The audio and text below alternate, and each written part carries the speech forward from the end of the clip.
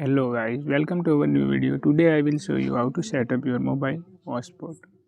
So first open the setting app and scroll down and you show the option connection and sharing to tap on it. Then you show the option personal hotspot.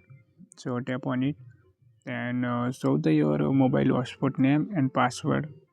So select your mobile name and password setup like this and save it.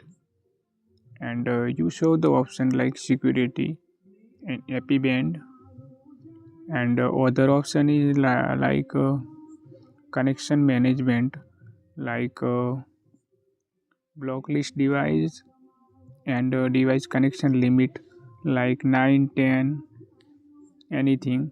And you show the option data usage and limit, so you select that like that cb, so mb, anything.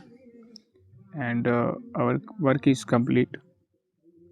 So if you found this video helpful, please like, share and subscribe.